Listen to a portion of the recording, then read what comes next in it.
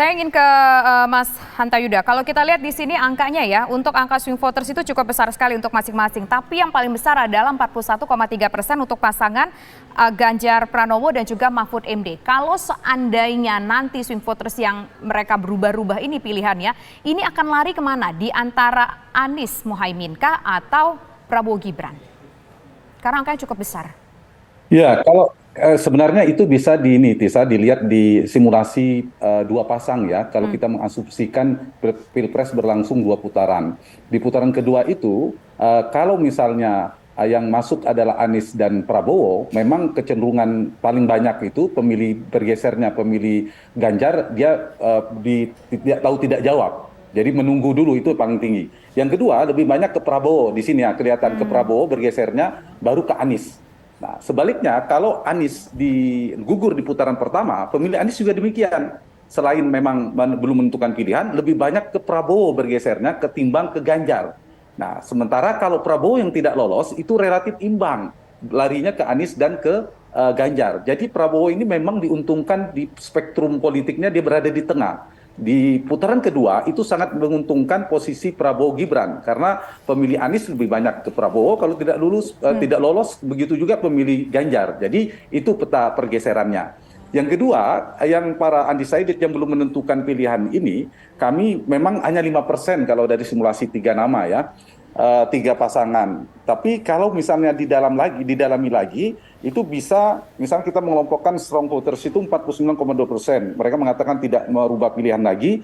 Ada 37 yang swing, masih mungkin berubah, dan ada 13% yang tidak tahu atau tidak jawab, masih undecided tadi. Sehingga kalau dari data ini kita baca persebarannya di setiap kandidat relatif sama. Yang paling penting itu pertanyaannya adalah mereka yang belum menentukan pilihan ini cenderung faktor apa yang membuat mereka bergeser. Ya, ini bisa diperkuat dengan data juga, saya kira relatif sama ya, beberapa tadi yang disampaikan oleh Mas Burhan juga. Pertama ada performa elektoral si kandidat, itu faktor yang paling penting. Itu juga menjelaskan faktor misalnya selain performa secara asosiasi psikologis maupun rasional, tapi juga pemilih psikologis yang melihat isu muda. Itulah yang menjelaskan mengapa pemilih muda, sama di survei kami tadi yang disampaikan Mas Burhan juga, generasi Z, generasi milenial itu relatif banyak bermigrasi atau peningkatan pertumbuhan di pasangan Prabowo Gibran.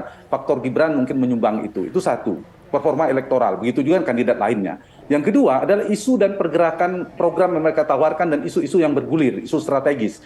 Saya sepakat juga tadi dari temuan poltreking juga sama, isu-isu yang sekarang kencang itu ternyata tidak terlalu kuat masuk ke relung-relung persepsi pemilih secara menyeluruh. Jadi di level elit kelas menengah ke atas yang sangat kuat, tapi ternyata tidak berpengaruh terlalu kuat. Kalaupun ada pengaruhnya, itu terkoreksi ke pemilih Anies, mereka bergeser bukan ke Ganjar. Jadi yang kedua adalah faktor isu, itu juga menjadi faktor yang penting ya. Nah, isu ini juga menjadi faktor yang dilema bagi Ganjar. Dilema itu apa? Kegalauan posisi spektrum isunya maupun spektrum politiknya. Misalnya kita bicara, sekarang semakin kuat Prabowo Gibran mengusung narasi keberlanjutan, sementara Anies dengan perubahannya.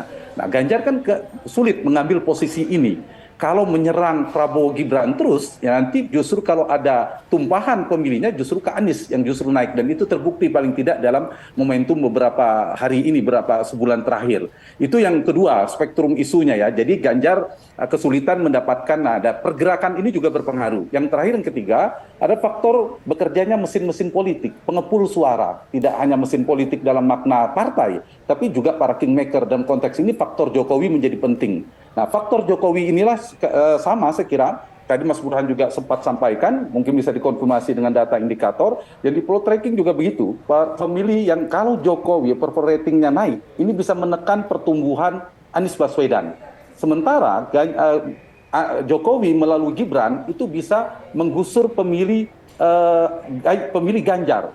Nah, sehingga poinnya begini, betul ada pemilih Prabowo yang kecewa, kemudian pergi, katakan 2-3 orang, asumsinya ilustrasinya, tapi di saat yang sama ternyata berdasarkan survei ini temuannya, ada tambahan di basis Jokowi, Jawa Tengah, Jawa Timur, meskipun Jawa Barat berkurang, lebih banyak. Tidak 2-3 orang, tapi bisa sampai 5, 7, atau 6 orang.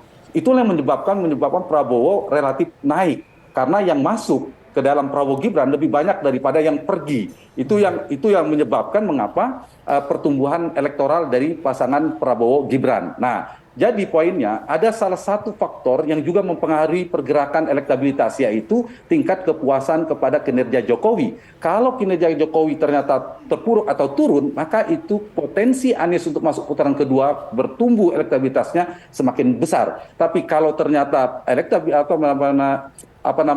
tingkat kepuasan kepada Jokowi ternyata stabil atau bahkan naik, ini bisa menekan pertumbuhan elektoral atau elektabilitas Anies. Nah, di saat yang sama bekerjanya Gibran itu bisa menggeser Ganjar. Nah, inilah pula menyebabkan mengapa Ganjar cenderung turun, karena semakin menyerang Prabowo Gibran, justru yang mendapatkan limpahan elektoral, mendapatkan insentif secara elektabilitas adalah pasangan Anies Muhaimin. Nah, itu saya kira yang menyebabkan peta hari ini terkonfirmasi, dan saya sepakat dengan Mas Burhan, isu-isu yang cukup kencang di media pada hari ini ternyata tidak memberikan dampak terlalu signifikan dalam pergeseran perilaku pemilih. Begitu, baik, kita ke Prof. Burhan.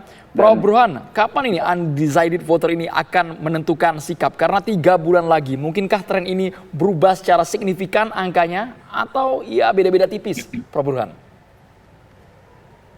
Ya, undecided voters maupun swing voters makin mengecil, dan itu sesuai dengan teori. Makin dekat hari H, maka pemilih yang belum menentukan pilihan maupun yang masih bimbang, yang iman elektoralnya masih belum kafah, itu makin lama makin menguat, makin sempurna keimanannya.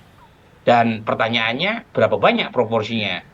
Nah, terakhir data saya sekitar 1/4% warga yang punya preferensi pemilih, baik ke Anies, ke Prabowo maupun ke Ganjar, yang masih bisa pindah ke lain hati. Tetapi saya percaya semakin dekat hari semakin mengecil. Nah, apa yang menyebabkan mereka bisa pindah? Itu faktor yang berkaitan dengan isu-isu teknokratik, ya.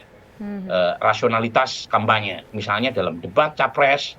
Tetapi lagi-lagi peluang untuk menggait makin tipis peluangnya, terutama untuk mengubah pilihan dalam waktu yang makin dekat dan dalam isu yang sedemikian banyak. Jadi menurut saya sih skenario-nya begini, Andrew. Pertama, melihat data dari poltreking, saya sendiri belum rilis resmi ya. Bahkan ada beberapa rilis misalnya dari Populi, ada kemungkinan 1 putaran.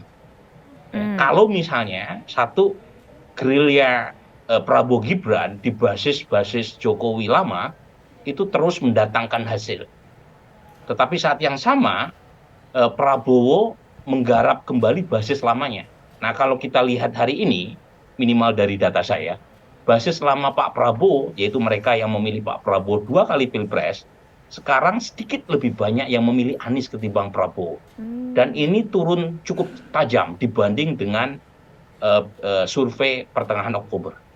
Jadi, kalau pengen 1 putaran, tidak hanya di sayap mereka yang menggarap basis Pak Jokowi, tetapi basis Pak Prabowo juga harus digarap secara kencang.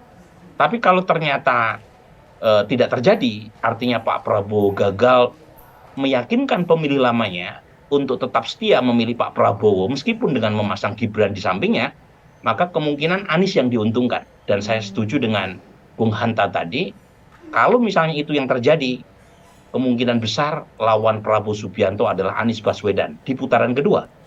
Dan yang terpaksa gigit jari adalah Mas Ganjar. Tapi kalau Mas Ganjar mampu membalik ya, tren negatif hari ini dengan melakukan kegiatan-kegiatan yang berkaitan dengan aktivasi untuk meyakinkan basis lama Pak Jokowi dengan berbagai macam cara, karena terjadi penggerusan suara di basis-basis Mas Ganjar, terutama di Jawa Timur, ya. Dan Ganjar berhasil membalikkan itu dalam waktu 2,5 bulan ke depan. Saat yang sama Anies juga mampu menggerogoti basis lama Pak Prabowo, maka tren kompetitif antara 3 capres kembali terjadi. Dan saat yang sama membuka peluang Ganjar untuk kembali masuk di putaran kedua. Jadi apapun masih terjadi, tetapi lagi-lagi sekarang ada potensi buat Prabowo Gibran untuk membungkus kemenangan dalam 1 putaran. Meskipun lagi-lagi untuk menuju ke situ tidak mudah.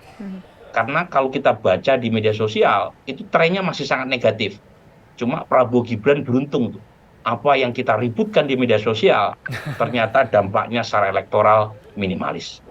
Oke, baik. Terima kasih Prof. Burhan, terima kasih juga Mas Hanta Yuda sudah berbincang bersama kami di program Kabar Petang. Selamat petang semuanya.